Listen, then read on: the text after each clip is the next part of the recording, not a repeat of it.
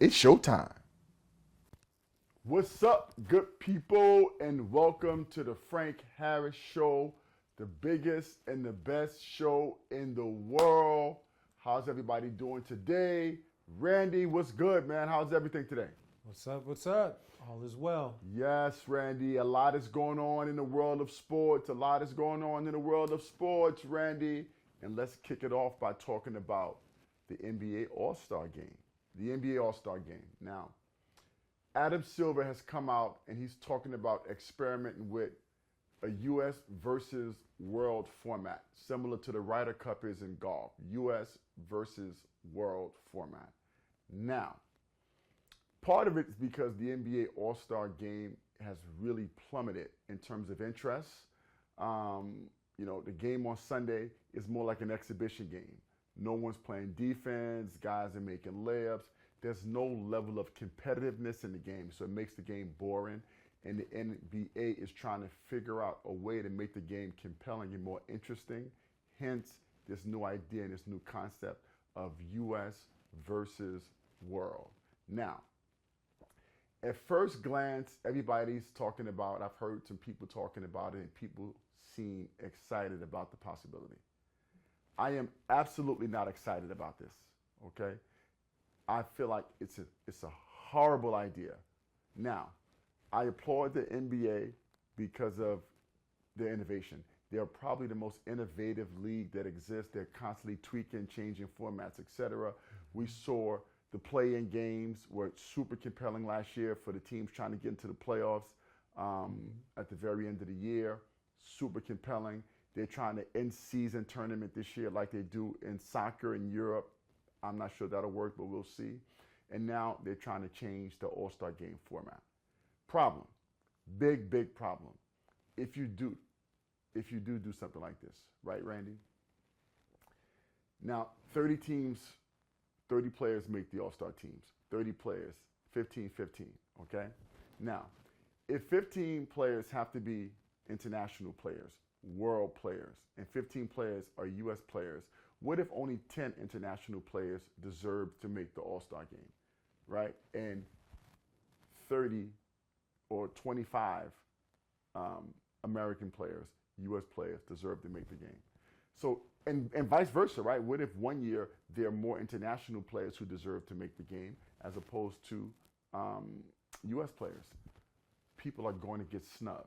The idea of an all-star game is the best 30 players in the NBA should be playing, okay? Now, it's a bit watered down already because of fan voting. The fans vote the starting five. So because of fans voting the starting five, sometimes it becomes a popularity contest, and sometimes guys get in who may not have gotten in without the fan vote.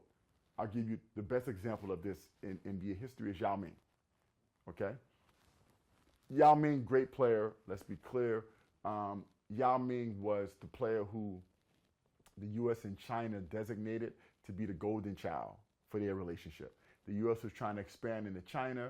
They needed a player who was going to embody the expansion, who was going to be a great ambassador for the league in China. The Chinese people, really spent years and years and years grooming and getting Yao Ming prepared for that. Yao Ming ended up being a phenomenal player, let me be clear. But even when he was, down a bit and later in his career, he was still being voted as a starter in the All-Star game, obviously because China has such a substantial population of people, and they would vote him in, okay? So sometimes it becomes a popularity contest. But outside of that, for the most part, you're supposed to have the best 30 players in the world. And usually the fans are voting for the best players, like LeBron James, Antetokounmpo. The best guys normally get in, okay? Steph Curry. So if the best 30 players are supposed to be in a game, and you have this international U.S. format, they're invariably going to be players who are not going to be invited to be in a game who deserve to. All right? Is that right?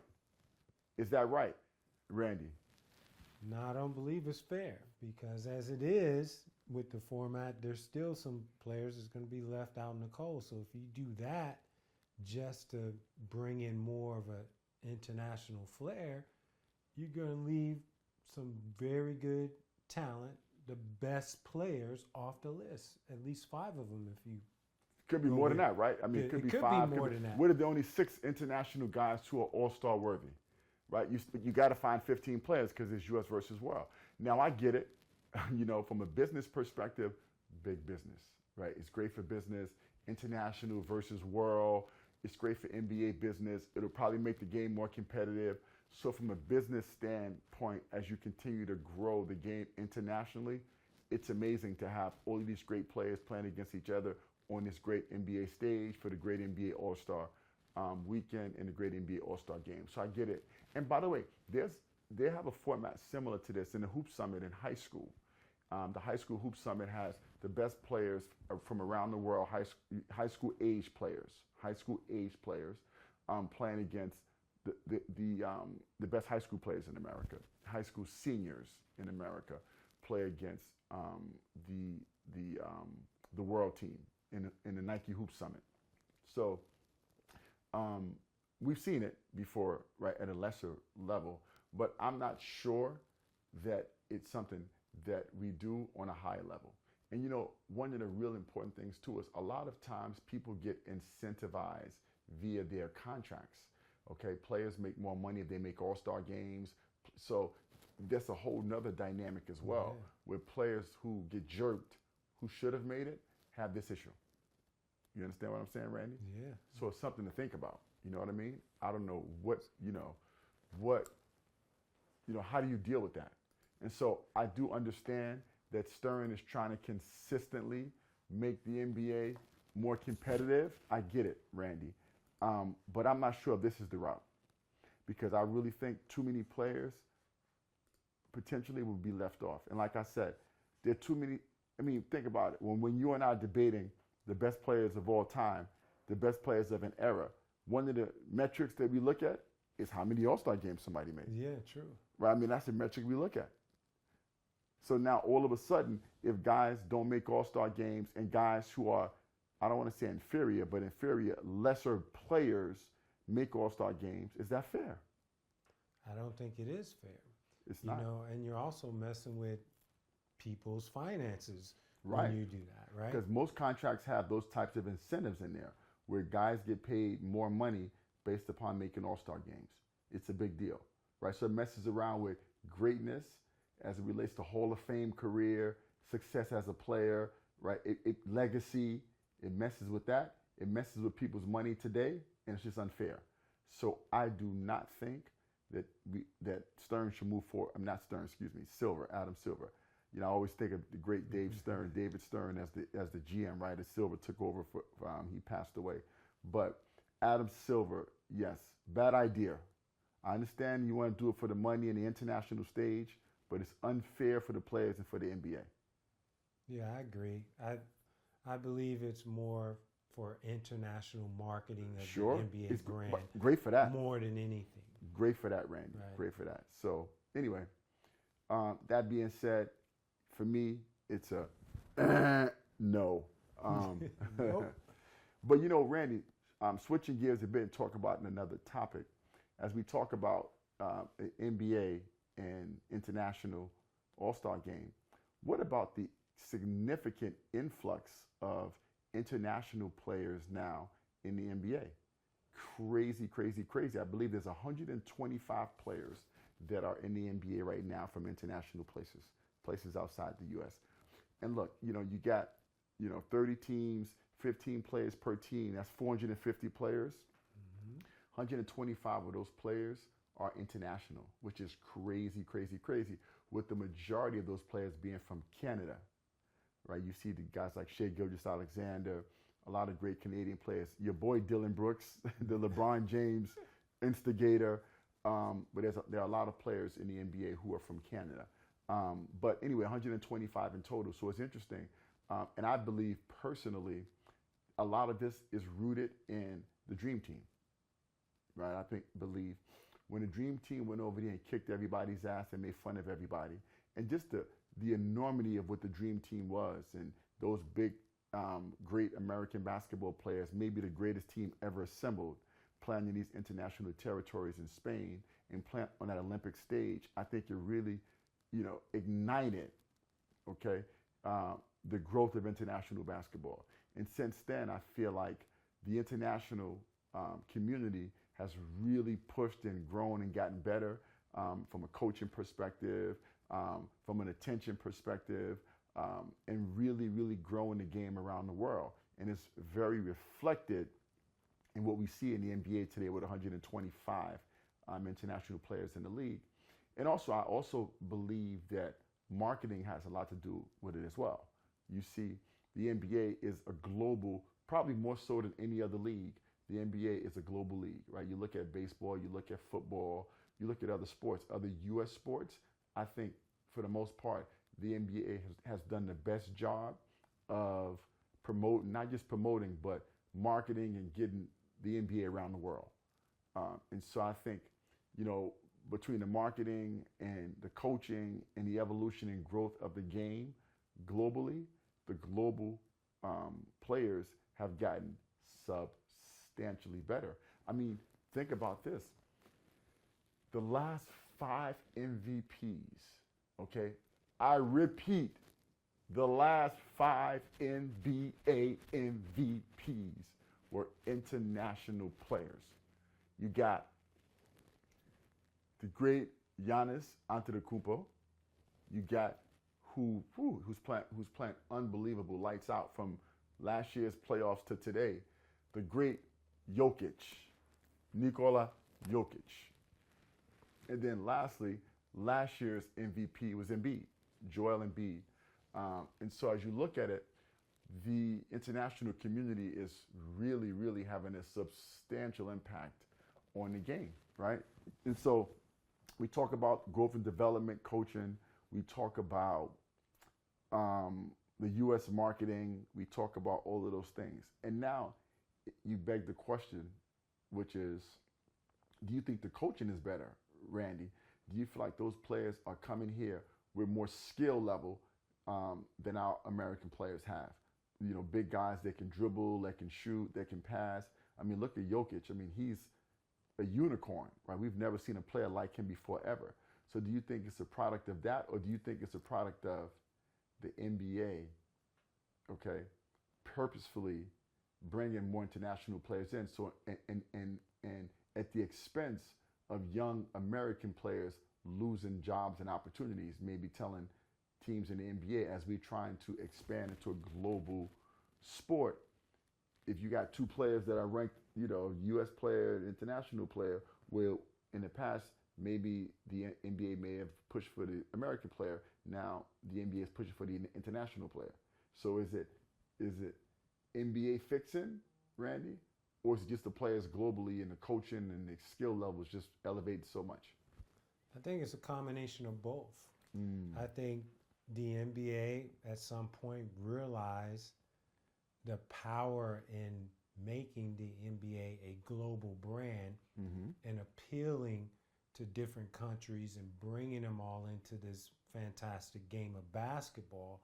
It's been a positive thing in many ways, but there are going to be situations to where it may be a missed opportunity for a youngster from the U.S., right? But that being said, also, I think that because they're just getting their foot in the door, the world, international players from different countries, that they're paying attention to the details, the fundamentals. Well, right? Let me ask you a question. You said just getting their foot in the door. I mean, we've had international players. I mean, Yeah, but we can go. I mean, Vlade Divac, Petrovic. I mean, we can go. but not at this scale. Sabonis. I mean, we can go. We've had a lot of really good international players in the NBA. Not at this scale and not at this level. Right. So what's Not at this level. right now at this level for sure, and the level.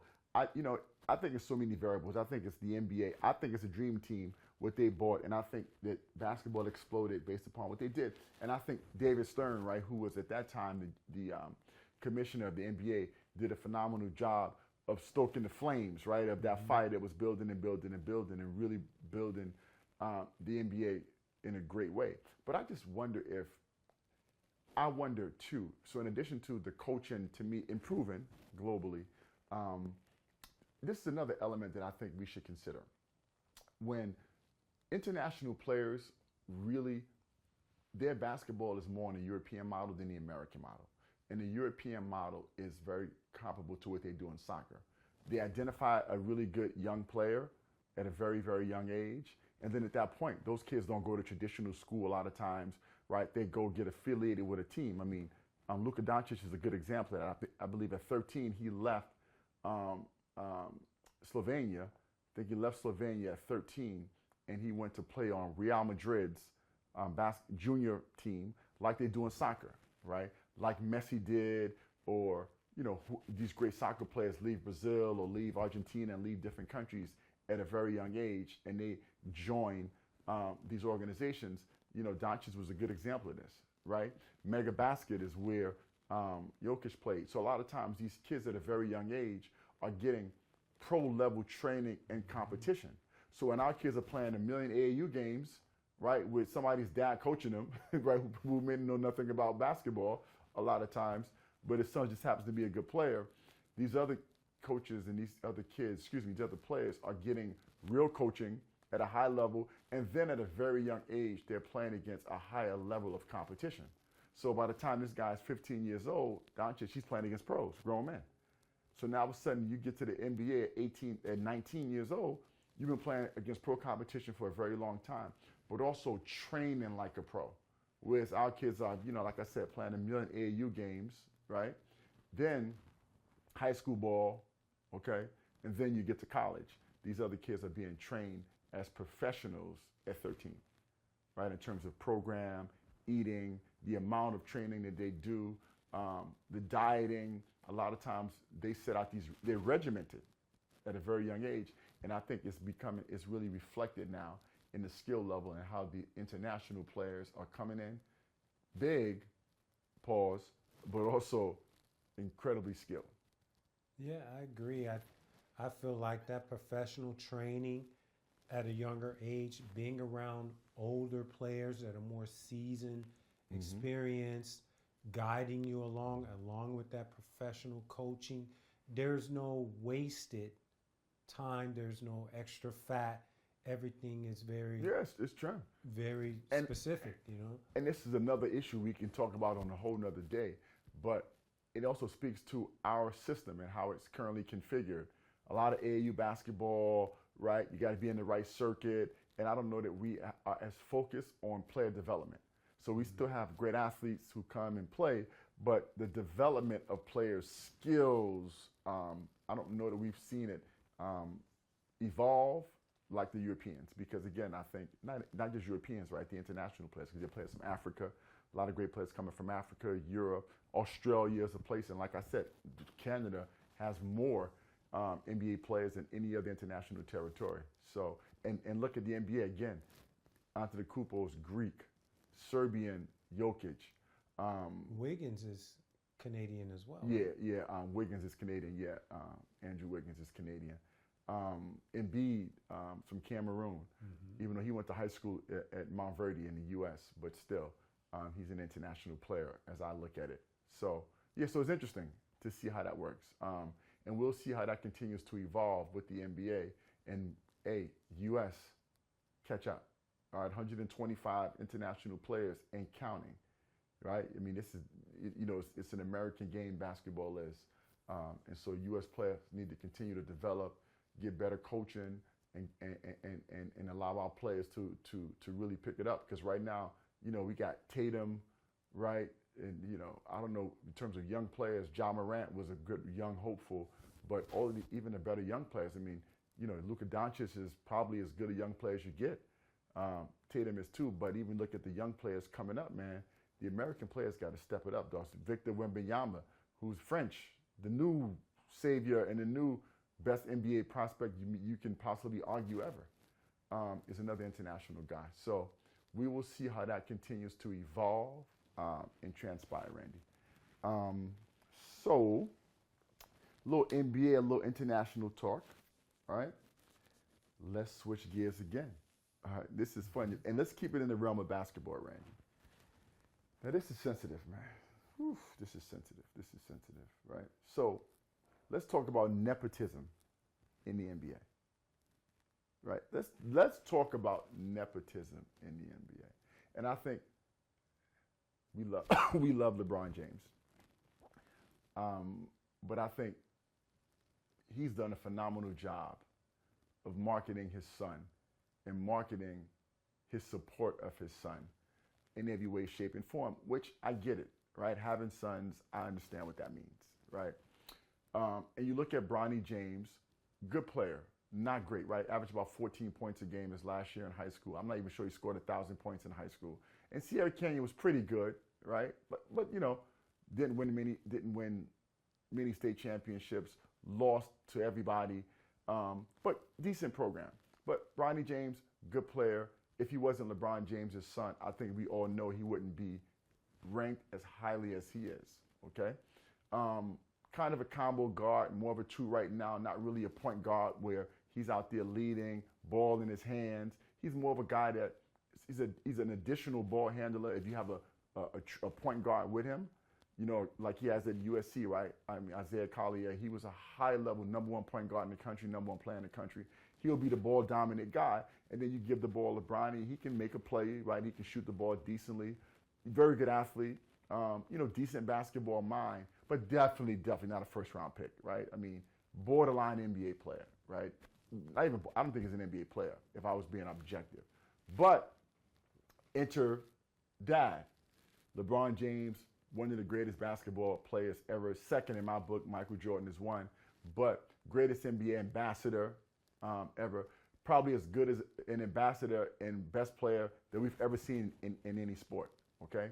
Now LeBron James comes out. LeBron James says, my biggest dream is to play with my son. My biggest dream is to play with Bronny, okay?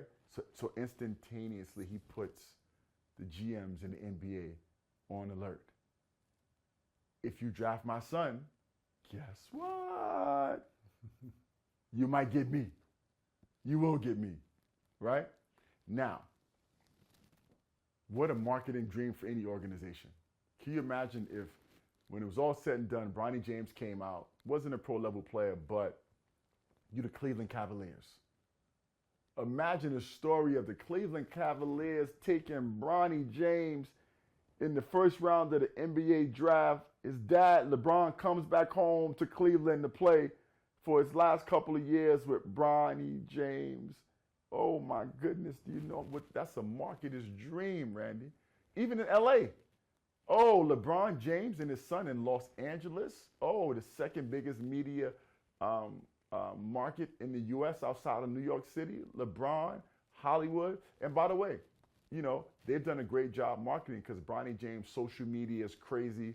His profile is crazy. You know what I mean? What a great job they've done with all of that, okay? But man, you know, not that great of a player, but the marketing and what the dad has been able to do for him is fantastic. And listen, he was smart. He knew when to say the right stuff, right? He put out there in high school, that's my dream, I want to play with Bronny. So he's letting NBA people know, all right? Then now he's Nike's #1 guy, right, outside of Michael Jordan. So he got him all the Nike events, right? Nike Summit.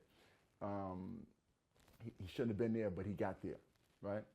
Then he said at one point during the season, man, I'm watching Bronny play, and right now Bronny's better than some of the guys in the NBA, right?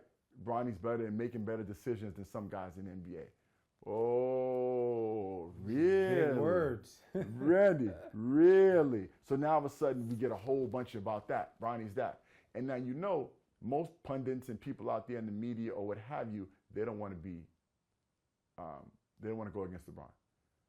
They do not want to go against LeBron. They don't want to go out there, Randy, and say what I'm saying. Yeah, well, right? They don't want to be Frank. They don't want to be Frank. Frank being Frank. There you go. Frank being Frank, baby. Yeah. Right? But so they want to go, you know, people want to probably just chill and rock with the LeBron James train. So, but listen, kudos to him. And now, you know, they marketing the other son, right? Bryce James, decent player. And by the way, LeBron did the same thing with him. LeBron built a AAU team for Bronny first, put all these players around him, you know, put him in a good high school at Sierra. Now he did something similar for Bryce, you know, the same AAU team, strive for greatness, right? Nike team, Nike put, you know, it's Nike team, put him in the circuit, EYBL circuit, put him on the team. Probably the third or fourth best player, maybe fourth or fifth best player on that team, maybe fourth or fifth. But good player. I think he averaged probably about 9 points a game, 10 points a game during the EYBL, which is the biggest Nike summer tournament event. So, respectable.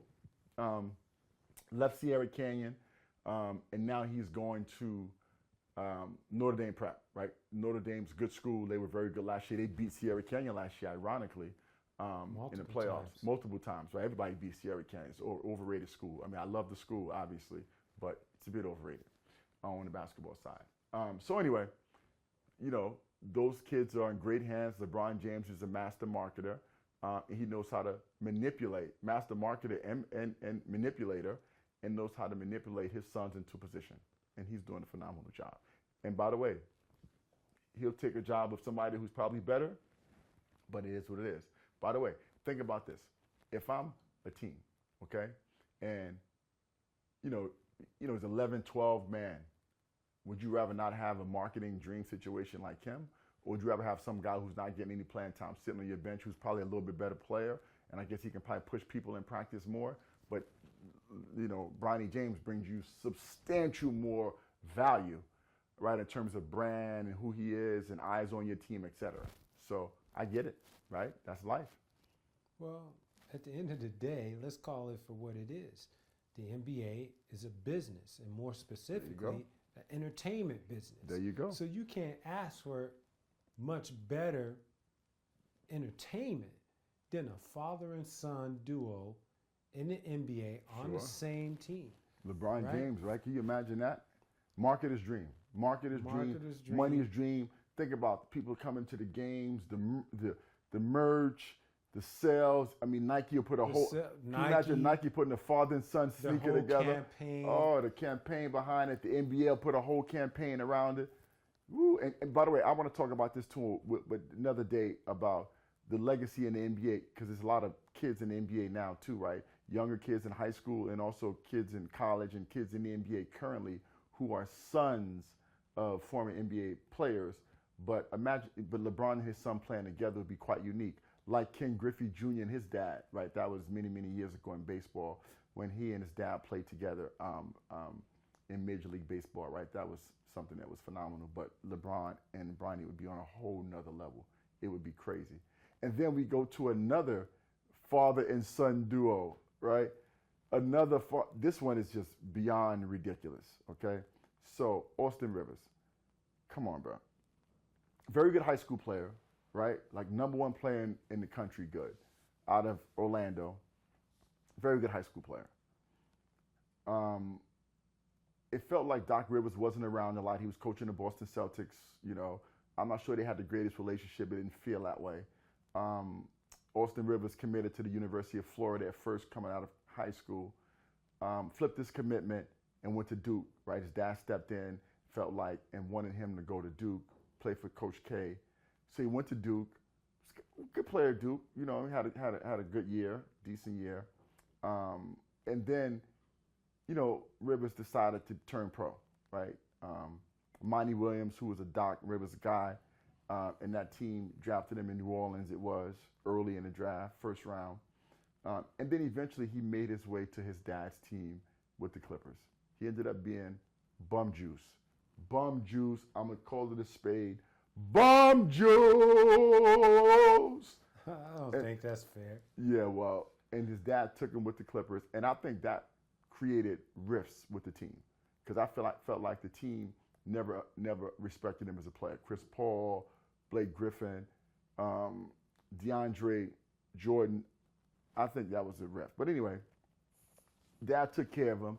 Dad was a GM and a coach.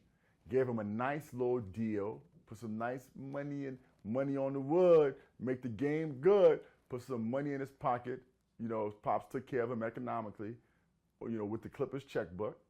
And then he bounced around after that. It was what it was. He bounced around after that. Then Doc, took other jobs as well, right? He coached Philadelphia 76ers. He just recently got fired from that job. Now, when Doc Rivers gets fired from the 76ers job, okay, And ESPN is cutting down, and they get rid of Mark Jackson, and Mark Jackson and Van Gundy, who I thought were great. I think Mark Jackson's great, and Van Gundy, I thought they both were very good. They were the A team, the number one broadcasting team for ESPN. So they had those two guys, okay, and they started cutting everybody at ESPN. They cut those two guys. They cut Max Kellerman. They cut Jalen Rose. I mean, they had mass cuts on their personalities and on their talent at ESPN. Now, they decide to hire Doc Rivers now to be a part of the A team with Doris Burke. I like Doris Burke. I think Doris Burke is decent, pretty good. And now all of a sudden, Doc Rivers' son is in studio now for ESPN. Oh, really, Randy? Wow, same thing. Really, Randy? So Doc Rivers, look, you want me on your A team, right? You want me on the A team of your basketball broadcast. When you have your big basketball games, I'm on the A team, right? But you got to give my son a job too. So now you see his son is an in-studio analyst. Unbelievable, right? But look, at the end of the day, Randy, nepotism has existed forever. And the question is this. If I'm in a position like LeBron James is in or like Doc Rivers in, and I can help my son, right, I'm going to do it too. I mean, what the hell? I mean, unfortunately, we don't live in a meritocracy. We don't live in a society where it's about the merits. It's not a meritocracy. People have been doing this for years, corporations and companies, and coaches hiring their sons. Look, I'm calling a spade that Bronny James, in my opinion, doesn't deserve to be in the NBA. But if I'm LeBron James, I put my middle finger up to the world and I'm saying, I don't give a damn what nobody thinks. I'm doing best for my son and my family, as should Doc Rivers. It may be at the expense of somebody else's kid or somebody else's family, but it is what it is. Mm-hmm. Self-preservation, that's the world we live in. People have been doing it for years, taking care of their kids. So kudos to you, LeBron, for taking, I won't say kudos, but I get it. What you think, Randy? Randy, you got a son too, Randy. What you doing, Randy? But here's the thing. We see it across the board in all aspects of society. It is society. Across the board. We see it a lot in football when in relation to with coaching. The coaches, of course. We see it all. But sure. I get it with coaching because at least with coaching, you're passing on your system to your sons, right? So I get it in football, but we see it across the board. Would you do it with your son? Now, Randy, come on, Randy. Everybody's doing it, so should we join in with that type of mentality? I would like for my son to earn a position and for me But if he didn't earn it, what you get, I know what you would like. But Randy, don't sit on your high horse perch. But Randy, stop it. I'm not saying high horse, but so Randy, what are you going to say? Monumental failures when dads tried to hand the keys over to the kingdom to the sons. Perfect example, the Lakers. Right? Tried to groom the sons to take over, but clearly the talent was the daughter. Right. Right. But listen. So hold on. We saw how he tried to force it. No, Randy. Then. But the daughter's still a child in the family, though. So hold on. It wasn't like you can't bring that example up because they may have groomed the son, but the daughter took over and they're doing phenomenal. So it wasn't like they went outside of the family and got someone else. Aren't we talking about sons? No, we're not. Right? No. I just said. Okay, people. so you're talking about bloodline. Right. People do that. People do that in business. It's rare that you see it in business where it's bloodline, but in sports it's mostly sons. Well, it got to be a son, Randy, because women don't play basketball. I mean, women don't play. A woman doesn't play in the NBA or in the NFL, so it has to be a son in that context, or even in coaching. Not necessarily in coaching though. Randy, they just started letting women into coaching. I mean, stop it. That's a brand new phenomenon, right? How many women coaches are in the NFL? I mean, come on, bro. Well, my point was it was a disaster for the Lakers because clearly they had no interest. Not a good example, though. Not a good example. Because the daughter stepped in and did it, and that was the same thing. You still left it to somebody else. They may have been a better person outside of the Bus family to do it, but they kept it in-house. But see, Randy. But I felt like the daughter was instrumental in building that Yeah, but franchise, that's another helping question. to build it That's more another so question. than the Suns. But that was just a side note. Another question. Another question that I have Okay. in regards to this subject. But Ray, you Right. didn't answer the question about what you do with your son. Now you acting like If you I wouldn't do that. felt like Come on. he was qualified enough. What if he's not to- qualified enough? Are you doing right? it? So What if he's not qualified I enough? can't say. Oh, Randy, can't get say off your 'cause high horse. So I'm not on the high your horse. son wants to play in So the I'm NBA. not gonna BS you and say I wouldn't do it So your son, because I've never had your that son want to play. situation. Your son want to play in the NBA. Like look, even Jimmy Boeheim with his kids.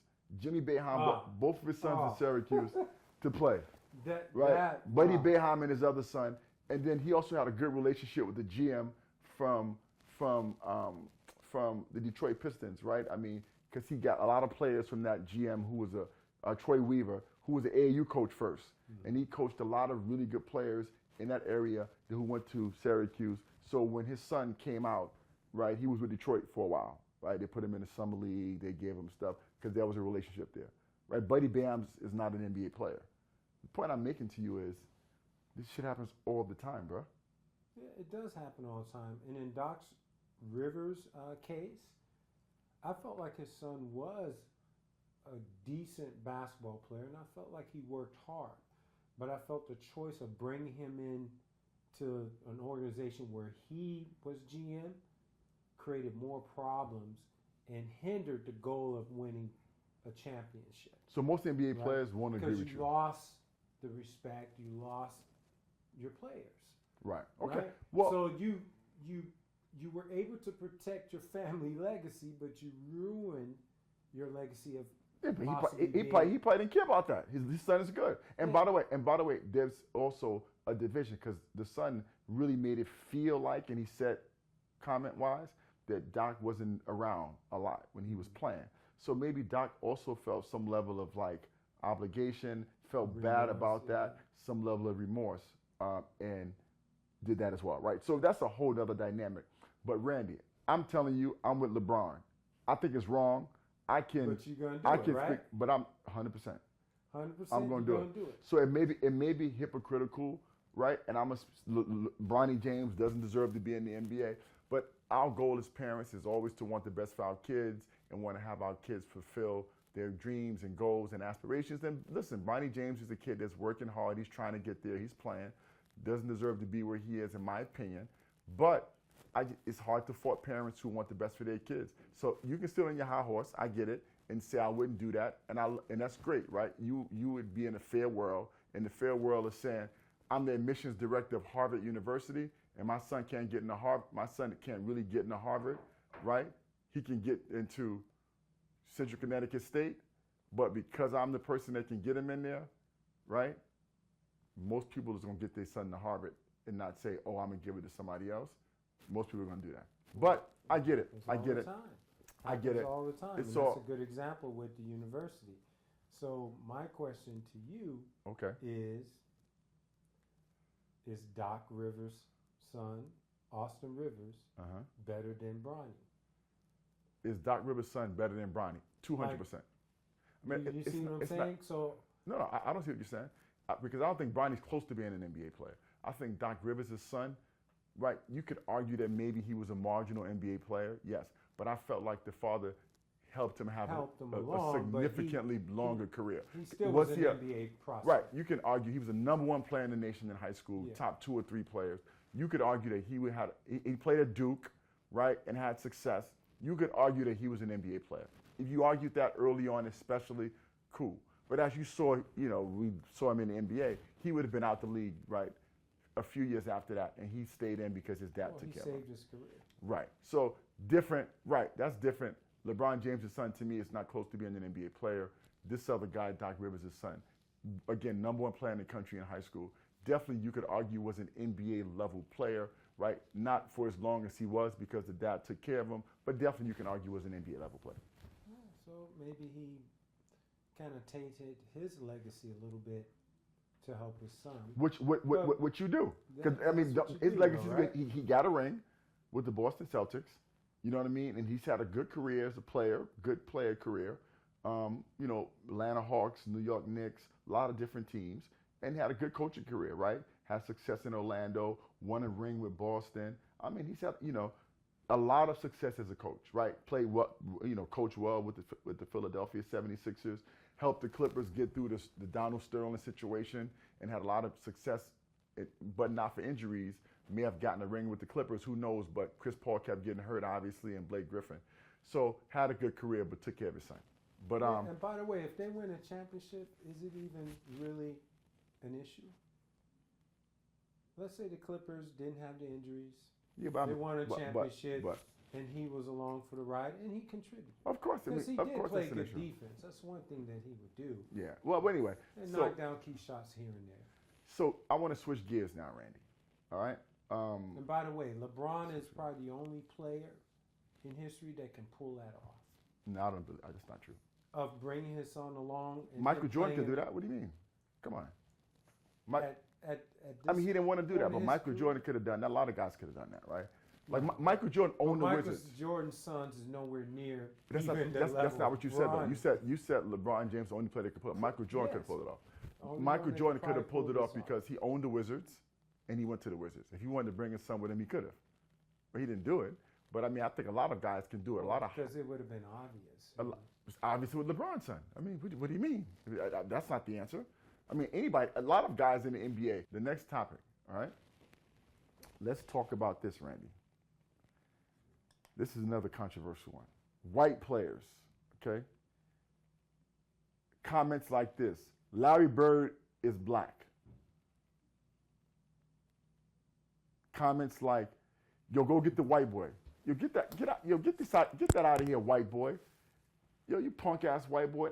That white boy could play, okay? Those are the comments, Randy. Yeah. Those are the comments, okay? I got a question for you. So so those are the comments. Are those okay? Right? Is that okay for black players to refer to race often when they refer to white players? Right? Sometime in a condescending way, sometime in a negative way. And white players have to eat it and be okay with it. Right? So J.J. Redick and Kevin Love spoke about that on Redick's podcast. And they were saying that since they were, even in youth basketball, right? Get the white boy, the white boy, the white boy, the white boy. And they were okay with it, right? They felt like, it wasn't racist. And Redick felt it wasn't racist because there was no economics in play, which Kenny Smith, he said, because racism is economic based. And so the black guy saying something negative to the white guy is irrelevant because it's not a power thing, right? Which I think is a crock of BS, personally.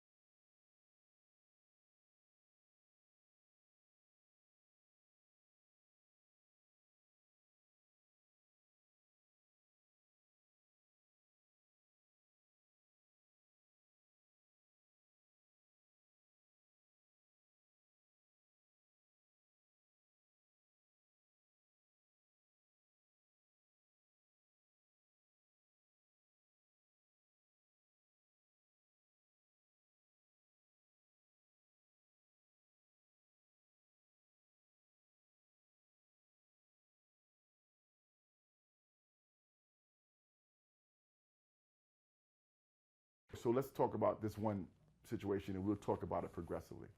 Larry Bird, black players, John Sally, guys said, oh, Bird was black, he wasn't white. Bird, but he was a black.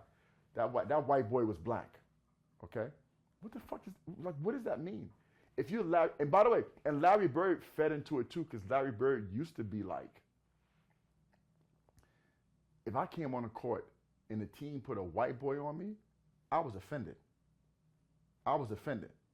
If I came on the court and they had a white boy guarding me, I was offended. So Bird said that himself, okay? So when they say Larry Bird was black, okay, or played like a black guy, okay? What? Huh? If you're a white boy, why can't you just be like, yo, I'm just white and I'm nice? Why I gotta be black because I'm nice and bald? Well, Randy, tell me, Randy. I'm listening, Randy. That they didn't intend it to be derogatory in any way. It was more like respect to Bird and his game, and there wasn't many players on the level of Bird that were white. Well, there were many great white players, but best white player ever. You can on argue. the level of what he was doing at that period of time, that was more, an honor to honor him than to just Best white player ever, right? But if you're a white person, maybe you just feel like, no, I'm white and I work hard and I'm nice, right? Why can't you feel like that? Or people would take it that way. But. Right, I'm white and I'm just nice. You can't, because look, if a black kid was good and somebody was like, yo, he played like a white boy, nobody would be happy about that. Wouldn't be okay, number one. And number two, Randy, this is the other issue, right? So that's one dynamic, right? So that's the Bird dynamic that I brought up. And then the other dynamic is when, because Randy, let's keep it a buck now. You in the park playing basketball and a white guy make a basket, right? Have you ever said, ooh, that white boy made a nice move, or ooh, that white boy just schooled you, right? Or go get the white boy. Randy, have you ever said that, Randy? It's not something that I commonly say. Oh boy. I don't. Commonly means he said it before people. I have said I'm listening. Before. I may say, oh, that white boy tearing you up. So let me ask you a question. So if somebody said, so if a bunch of white boys said, oh, that black boy is tearing you up, that would be derogatory. Yeah, but Nobody would be okay with that. Or if white players was like, yo, go get the black dude. Go get the black boy. Oh, yo, that black dude right there could play. Yo, punk ass black boy, punk ass black mother. Like, because again, yeah, I've never spoken that way. Well, not just you, but Kevin Love and J.J. Redick said since they were 13-year-old, and I've heard it, right, playing basketball at a high level, we hear that, white boy, white boy, white boy, white boy. Why is that okay? Because if white boys are like black boy, black motherfucker, black, they would be excommunicated from the basketball world. They might get a fisted eye. Yes. Yes. So, but is that right, dogs?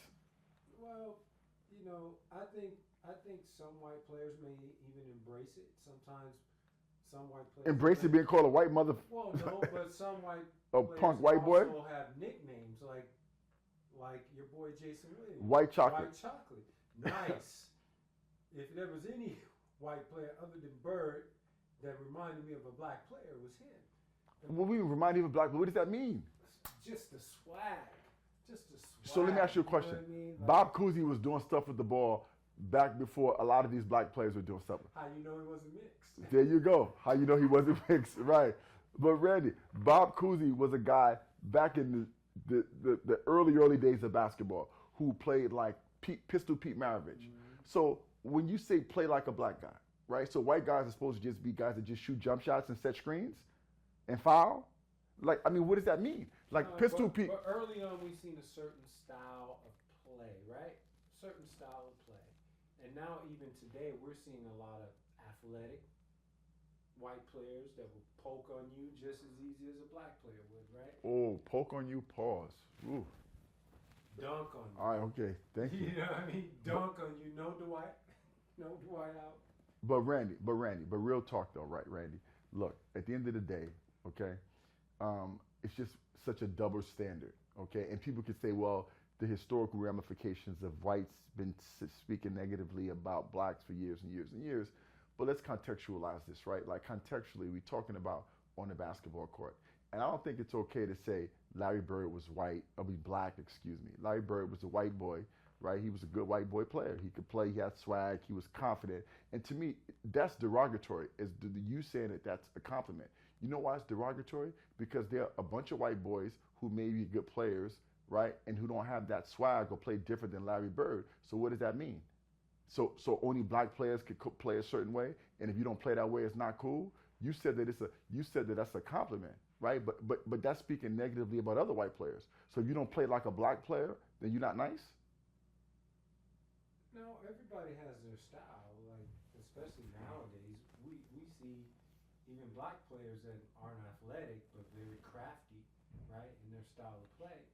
Right. We see Luka, not very fast, athletic, but that's a hybrid right there, because he got a little bit of everything in his game. Right. But I don't think it's derogatory, and I think that there may be some players on the court that use that as an intimidation factor. All the time. You know what I mean? All the time. Get the white boy, of course. To try to get the guy to fold. You know what I mean? Yeah, Randy. But let me say this, man. I think in closing, I'm not cool with that. Like I don't know if race should be an element. I don't think that black people should get a pass, and I don't think nobody should get a pass. If a dude could play, whether he white or black, I remember I had a guy that I knew who's an NBA agent right now. I don't want to say no names, but anyway, I remember he was like, you know what, Frank? You know, he was involved in AAU and basketball, and he said, you know, it make me feel I get a little lift when a white boy, he's white, when a white boy got game and he's nice. I make me feel a little bit better about it. And I'm like, bro, what does that mean, dogs? Nah, I'm not with that. So that's what you're going to be saying about Cooper Flagg soon. Cooper Flagg is a white boy. He could play. He's white. He don't play like a black guy. He play like a white boy. He play like a white boy with game. Yeah, true. Yeah, let's keep it that way. But anyway, but that's another interesting topic to talk about, Randy. You know, as it relates to race and players. All right. So Randy, in the spirit of, we talked about LeBron a couple of segments ago, right? In the spirit of the LeBron conversation, LeBron is complaining to the refs, okay? LeBron is complaining to the refs, talking about he's getting fouled, they missing the calls, I remember last year he got a foul with Jason Tatum against the Celtics. I think Tatum fouled him or Grant Williams fouled him.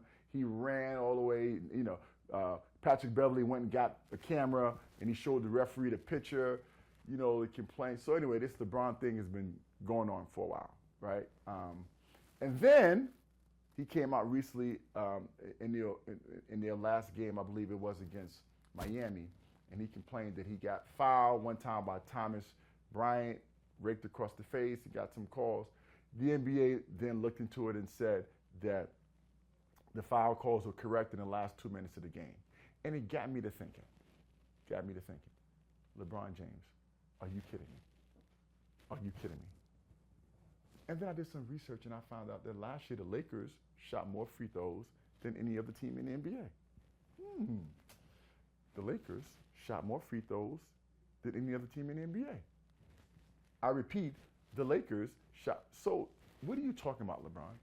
LeBron James, let's say this, right? And you deserve this. All great players get preferential treatment by refs. Okay? There was only one player, in my opinion, that I saw who wasn't refereed fairly for a star, and that was Shaq. Yeah. Right? Shaq was a guy who took more abuse and more hits because he was big than anybody else, right? Like, people refereed Shaq wrong and differently because they figured he was so much bigger than everybody else that it was okay for people to jump on his back and foul him and beat him up. Stars get preferential treatment all the time. LeBron James, you've benefited your career, as has Michael Jordan, and as has great players have benefited from you getting the whistle blown preferentially for you on your behalf, right? LeBron, you get away with fouls, right? You know, sometimes you get fouls called when you weren't really fouled. And so I think LeBron James, and then the Lakers also, they filed the report with the NBA.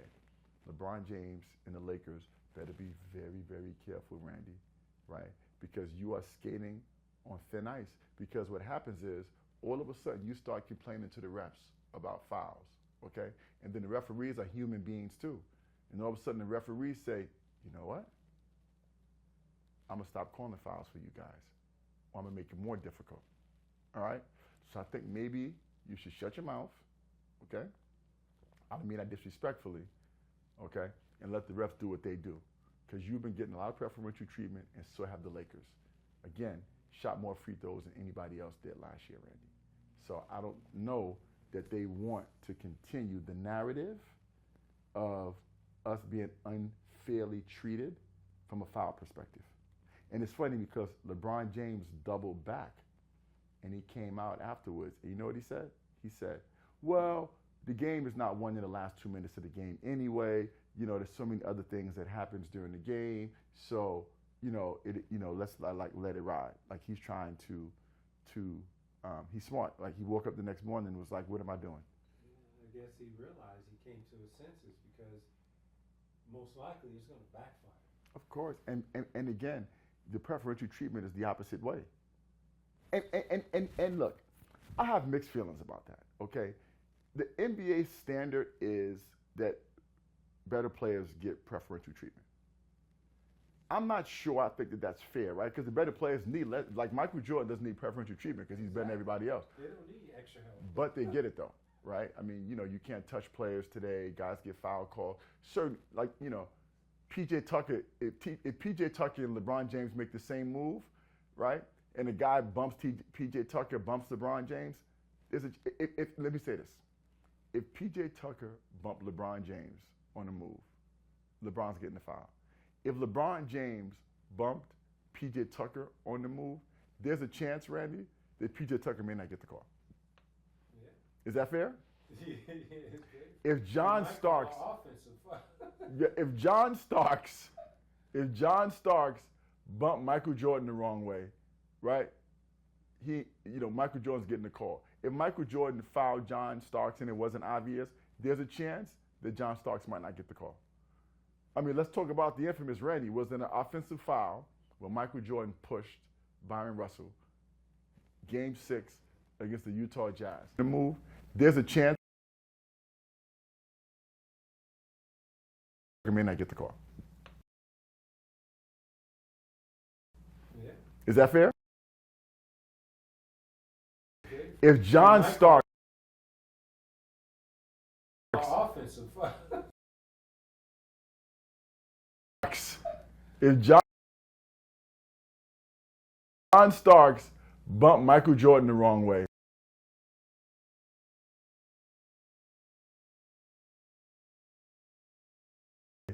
right? Jordan's getting the call. If Michael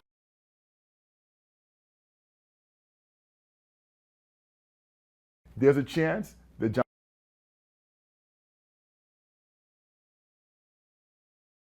about the infamous Randy was in an offensive foul when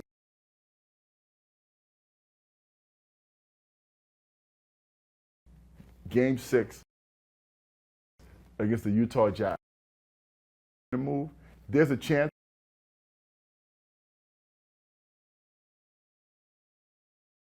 Tell me about it, Randy. Well, that was smooth though because so smooth. Fast. It was simultaneous. He crossed over and pushed with the opposite hand. He crossed over. I don't even know if the ref actually saw that real time. He crossed over and did what? And he pushed with the opposite Okay. hand. You say. It's not disputed. It's everywhere. Right. You know what I mean? So. But that was smooth. Very clever on his part. It wasn't smooth. Everybody saw it. Pull that off. Randy. That's a vet move. Yeah. Randy, you just said it was He smooth. put the pressure on the ref. I didn't. He did it on didn't national see TV. it until they slowed it down. I saw it, but I was like, did I? And then when they slowed it down, you're like, oh. But Randy, the human eye watching it on That's cold. TV, you have 3 referees in the arena whose job it is to watch the game, right? Most people even watching it on TV knew that was an offensive foul. Now I know he clearly pushed. But going back to the point, right? LeBron James needs to be careful because you get preferential treatment in the NBA where it's prevalent for that to happen, then he deserves it in that context. in that context. But from my contextual perspective, I don't feel like superstars should get preferential treatment. And I think the better players need it less because they're more talented than the other players. So them being more talented and better and getting the calls is unfair. How do you guard these guys? Yeah, I think you call it straight up. I agree on that. Board. I agree on that. No preferential treatment. I agree. A rookie, I agree. if he makes a great play and it falls within the rules, should get the call. And you know he won't though, right? That's a good example, Right? Randy. So That's a good example. I don't think that's fair for them to do that because really what you're doing is you're favoring the veteran star players and you're giving them more. But have they earned it? No. Okay. Nobody earns it. It should be fair across the board. It should be fair. I rock with that. Don't give me that. I rock with star, that. I deserve that call. I rock with that. You know what I mean? I rock with that. The rookie makes a good play. Their team loses a game because he doesn't get the call when he should have got the call. Should be straight up across the board. You don't need no extra help. Nobody should need extra help. You're all supposed to be pros, right? If you're professional and you're really about it, bring your A game and take the game. Don't let it be in doubt. Yeah, so I rock with that. But LeBron James, be careful, man. Slippery slope. You got to be careful about that because you get a lot of calls. And again, you can't highlight the ones they miss because you got a lot of calls that they missed on the other way, right? Where maybe it shouldn't have been a call that you got. So be careful with that, Lakers as well as an organization. Yeah, so Randy, man, I think that's some great conversation, great topics. I think we touched upon some really good things today. I'm excited to get some feedback. Fans, people out there in fan world, fan love, would love to hear your comments about these topics. Give me your thoughts. Subscribe, write in, let me know how you feel. Randy has been real, buddy. As always, man, we killed it. The Frank Harris Show. Roll with it or get ran over. Catch up, baby. We out. We out.